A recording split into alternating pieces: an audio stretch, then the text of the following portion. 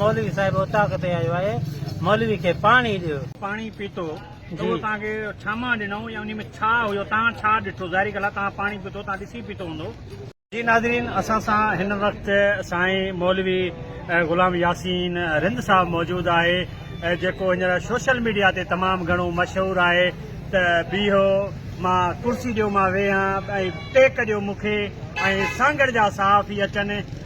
मूंखे टेक ॾियो, मूंखे टेक ॾियो, मूंखे सहारो ॾियो, मूंखे पोइ हिते वेहारो कंहिं शइ ते, मूंखे हिकिड़ो कुर्सी ताणे ॾियो, हिकिड़ो कुर्सी ताणे ॾियो। अरे सांगड़ जे साहिब जो नालो ॿुधायो। असांजो नालो अलाए छो साईं खां विसरी वियो।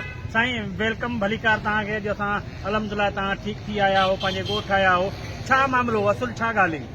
साईं असल मामिलो इहो आहे त हींअर वणनि जे का हिते कयो आहे खोसे बिरादरी, ताज़ा आया आहिनि असांजे पाड़े में चक नंबर 32 में।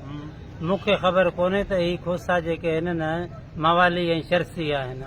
मूंखे पंहिंजे मसीत खां सॾु कई मौलवी साहिब हली विया उतां किथे। घणो फ़ासिले ते उहे खोसनि जो हुते घर आहे? साईं सिर्फ़ु जिरे में मुफ़ासिलो आहे असांजे विच में, मसीत ऐं उतां जे विच में हिकु एकड़ या जिरे पाड़ेसिरी आहियूं।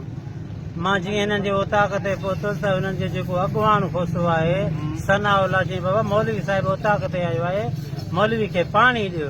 जीअं असां सिंध जा माण्हू जीअं उताक ते केरु पहुचंदो आहे पाणी चांहि मिली वेंदो आहे, मूंखे जीअं पाणी ॾिनो त हुन पाणी में ममनू मशरूबात विधियल हो, जेको मां पीअण खां अधु कलाक खां बाद में जेको मुंहिंजो हालत थियो तव्हां सभिनि जेको साथियुनि ॾिठो आहे त मुंहिंजो ब्लड तव्हां प्रेशर। जेको पाणी पीतो तो वो तव्हांखे छामा ॾिनो या उन में छा हुयो, तव्हां छा ॾिठो? ज़ाहिरी ॻाल्हि आहे तव्हां पाणी पीतो, तव्हां ॾिसी पीतो हूंदो।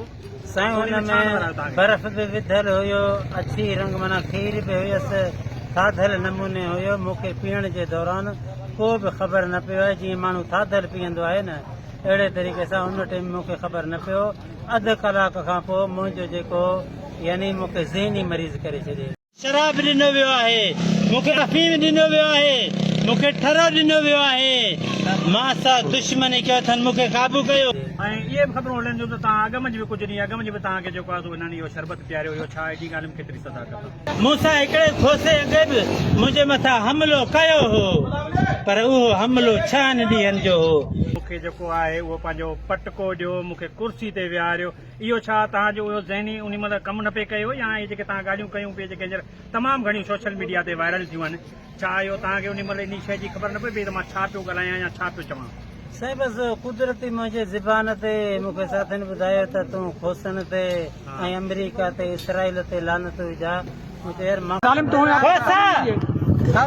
ते लानत हुजे, खोसनि ते लानत हुजे, अमेरिका ते लानत हुजे, इसराइल ते लानत हुजे। अरे मां